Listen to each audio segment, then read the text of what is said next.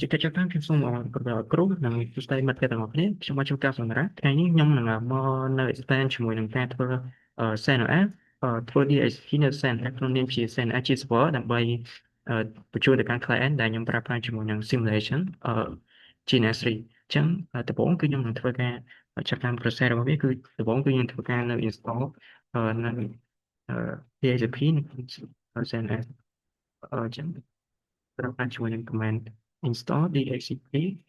server.y អញ្ចឹងនៅក្នុង command នេះគឺក្នុងការប្រើប្រាស់ជាមួយនឹង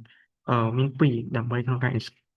complete នៃការ install dhcp ដែលសារតែខ្ញុំបាន install ហើយខ្ញុំសូមអត់ enter ទេបន្ទាប់មកហើយគឺជាការ white time មួយ command ទៅគឺពី command នេះគឺដើម្បី complete នៅការ install នៅ PHP របស់យើងអញ្ចឹងដោយសារខ្ញុំបាននេះហើយជាខ្ញុំសូមអត់ធ្វើទេអញ្ចឹងតោះមកយើងធ្វើការចូលទៅក្នុង edit នៅក្នុង nm ពី nm ពីអញ្ចឹងកន្លែងនេះគឺខ្ញុំនឹងចូលទៅក្នុង edit នៅ network connection គឺដំបូង edit ខាងនេះហើយខ្ញុំប្រើប្រាស់ជាមួយ network adapter NS NS33 ហើយបន្ទាប់មកយើងធ្វើការនៅចូលទៅ edit ហើយដោយសារកន្លែងនេះគឺខ្ញុំបាន edit រួចហើយគឺដំបូងកន្លែង IP v4 configuration នេះគឺដំបូងគឺ automatic data ឥឡូវយើងដូរទៅ manual វិញបន្ទាប់មកយើងធ្វើការកែនៅ IP address តាមដែលយើងចង់កំណត់អញ្ចឹងដោយសារខ្ញុំកំណត់ក្នុងនេះគឺខ្ញុំចង់ connect ទៅកាន់ ដែលសារ network មួយទៀតគឺខ្ញុំជ្រើសយកនៅ subnet 100អញ្ចឹងកន្លែងនេះគឺខ្ញុំបានដាក់នៅ subnet 100អញ្ចឹងទៅហើយកន្លែងនេះគឺ DNS server វាហើយកន្លែងនេះ network គឺចុច1ហើយជាមួយនឹងដើម្បីបញ្ជូនទៅកាន់network មួយខាងទៀតគឺ172ហើយកន្លែងនេះគឺ DNS server វាប៉ុណ្ណឹងអញ្ចឹងដោយសារខ្ញុំបានធ្វើរួចរាល់ហើយអញ្ចឹងខ្ញុំមានអញ្ចឹងអូខេមកចុចបែរទៅវិញហើយហើយ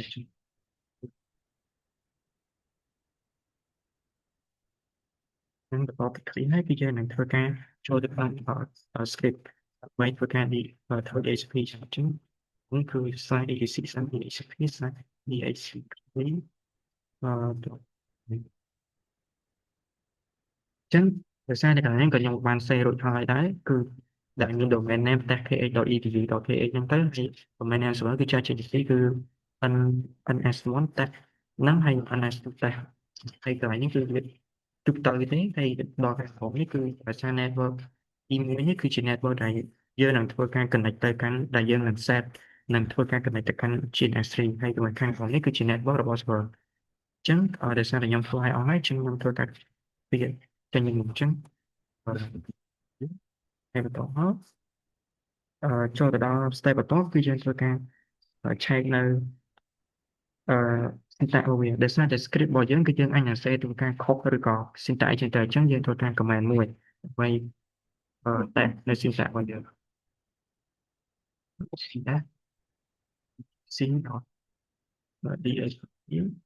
dot http co ដោយសារតែហ្វល់ script របស់យើងមិនគឺយើងដាក់ក្នុង directory មួយនេះអញ្ចឹងយើងធ្វើការឆែកនៅក្នុងហ្នឹងខ្ញុំចឹងដោយសារតែវាមាន load error វាមានអីទេអញ្ចឹងន័យថាកម៉ាញ់របស់យើងគឺត្រូវហើយអញ្ចឹងយើងចូលទៅ step បន្តទៀតគឺធ្វើការ check នៅ connection អញ្ចឹងកន្លែងនេះគឺយើងធ្វើការ ls etc network management manager change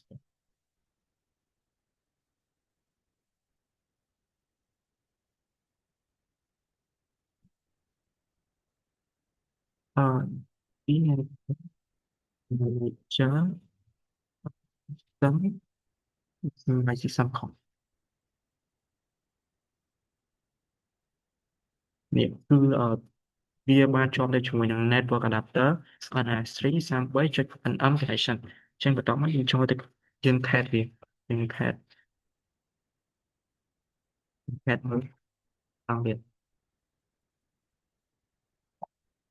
NS333.nm Yeah អញ្ចឹងកន្លែងនេះគឺអឺដោយសារតែខ្ញុំនិយាយចឹងគឺយើងដំបូងគឺយើងបាន connect ជាមួយនឹង NS33ហើយក៏ដូចជា snap អ៊ីនធឺណិតហើយហើយកន្លែងនេះគឺខាងដែលយើងនឹងអឺទៅខាង client ហើយប៉ុណ្ណឹង វាចោលហើយបន្ទាប់មកគឺយើងធ្វើការអត់មកយើងធ្វើប៉ុណ្ណឹងហើយគឺយើងអត់តន់ចប់ទេគឺយើងត្រូវការ copy ទាំងអស់ហ្នឹងដាក់ចូលក្នុងកន្លែងនេះមាន copy ដាក់ចូលទៅ system D system ដល់នេះបន្តមក DHCP.service នេះគឺយើងនឹងធ្វើការ copy វាដាក់នៅក្នុងកន្លែងនេះប៉ុន្តែដោយសារតែខ្ញុំ copy ហើយអញ្ចឹងខ្ញុំអត់ត្រូវការ enter មានត្រូវការ enter ធ្វើវាម្ដងទៀតទេអញ្ចឹងតបមកគឺយើងនឹងតែឆែកជាមួយនឹង IP AF1 ទៅដើម្បីវិទ្យាភាសាកន្លែងនេះគឺយើងឃើញហើយគឺវា100.2អញ្ចឹងហើយអញ្ចឹងបន្តមកយើងធ្វើការអឺតែជាមួយនឹង nano តែ etc system ទីន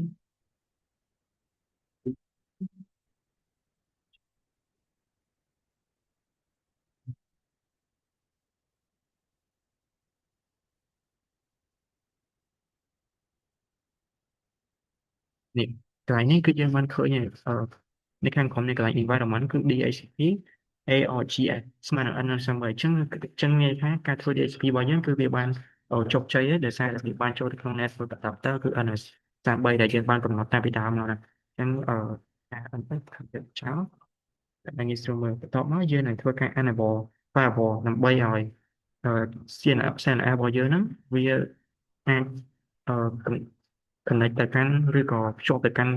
វាធ្វើជា server ដើម្បីបោះទៅកាន់ client ដែលជា GNS3 របស់យើងអញ្ចឹងដំបូងគឺយើងធ្វើការ enable firewall សិនsudo cmd ដកper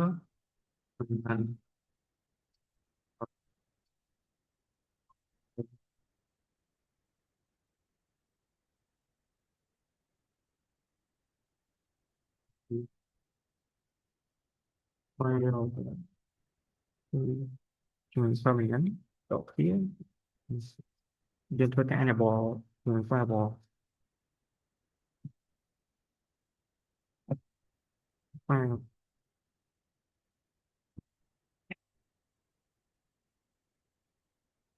DHCP DHC នេះកន្លែងនេះគឺយើងបាន enable វា success ហើយតមកយើងធ្វើការជាមួយនឹង reload វា file also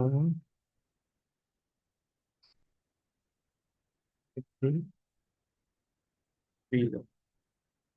ការ reload វាដើម្បីឲ្យវា success តាំងបន្ទាប់មកយើងធ្វើការជាមួយនឹង route 2បន្តs 192.168.200 ទៅកាន់1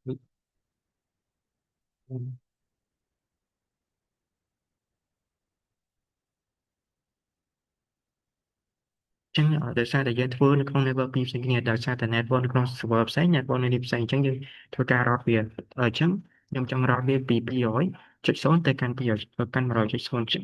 នៅ100.1អញ្ចឹងដោយសារតែខ្ញុំបានធ្វើ route វាធ្វើឲ្យអស់ហើយចឹងខ្ញុំអត់ចាំបាច់ enter វាម្ដងទៀតទេអញ្ចឹងនេះខ្ញុំគ្រាន់តែ show នៅកន្លែងដែលខ្ញុំបានប្រើអញ្ចឹងតាមមកយើងធ្វើការជួយ C ធ្វើការកន្លែងហ្នឹងដើម្បី enable system DHCP server របស់យើងទៅកាន់នេះយកតាមហ្នឹង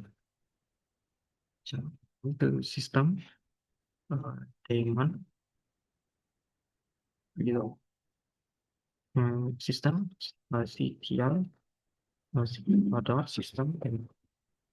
តមកវា success ហើយបន្ទាប់មកយើងស្វែងរក system system អានេះមួយផង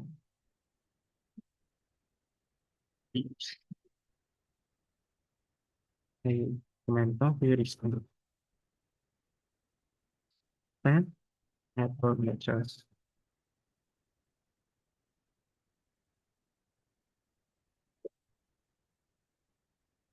start network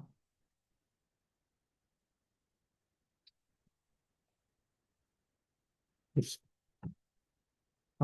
mình click that system let's see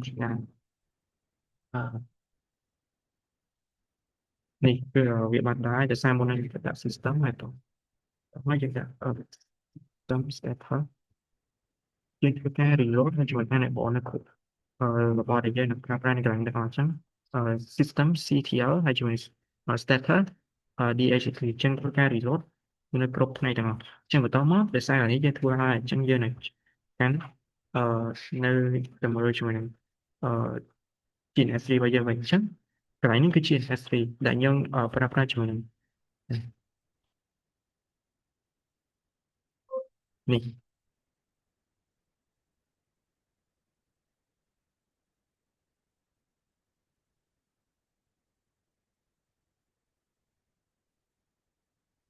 នេះដូចកន្លែងនេះគឺខ្ញុំបានមុនហ្នឹងគឺIP របស់វាគឺប៉ុណ្ណេះហើយ yeah interface អឺកន្លែងនេះដែលវាភ្ជាប់មកគឺវា100.1ដែលយើងភ្ជាប់មី server មកហើយក៏ភ្ជាប់មកដល់ខាងក្រោមនេះគឺកន្លែង interface 1.0នេះគឺ201អញ្ចឹងកន្លែងនេះគឺវាបានគឺវាបានភ្ជាប់មកហើយដែលហើយវាចេញមកហើយកន្លែងនេះគឺយើងដំបូងគឺយើងនឹងធ្វើការ show នៅ IP វាធម្មតាគឺវាអត់មានទេគឺទៅលើកន្លែងនេះគឺដំបូងដែលតាមមុនហ្នឹងគឺខ្ញុំអត់ទាន់ enable មួយ IPDHP ប៉ុន្តែដោយសារខ្ញុំបាន enable IPDHP ដែលខ្ញុំប្រើប្រាស់ជាមួយនឹង command IPDHP ដែលខ្ញុំយកមកពី server ទៅព្រោះឲ្យ network ហ្នឹងគឺវាមានច្រើនតែដូច main color នេះពីដំបូងគឺយើង show IP គឺ PC1 គឺវាមាន network អីទេគឺ IP វា000 ចឹងតែប៉ុន្តែដល់ពេលដែលសារតែខ្ញុំបានប្រើប្រាស់នៅ command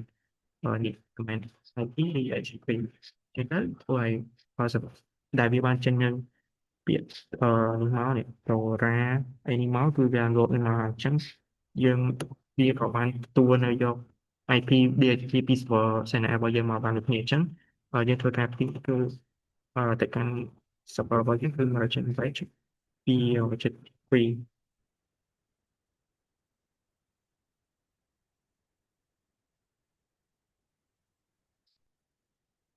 នេះserver គឺ100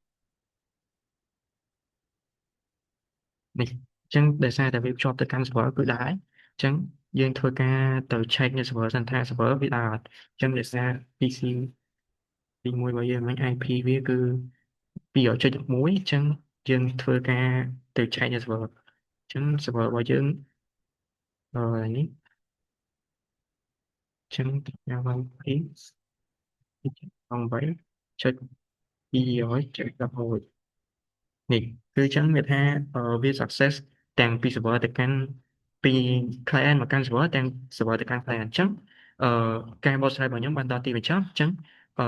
net សូមបញ្ជាក់ម្ដងទៀតគឺ network ដែលយើងបានបង្កើតដំបូងគឺយើងនៅក្នុង server គឺមុនដំបូងគឺខ្ញុំនិយាយខុសអញ្ចឹងដំបូងថ្ងៃនេះគឺវាយើងប្រើជាមួយនឹង network 192.168.100ហើយបន្តមកនៅខាងនោះគឺ192.168.200អញ្ចឹងការបកស្រាយរបស់ខ្ញុំមកដល់ទីបញ្ចប់សូមអរគុណលោកគ្រូនិងអ្នកនរគ្នាដែលបានស្ដាប់ការបកស្រាយរបស់ខ្ញុំសូមអរគុណ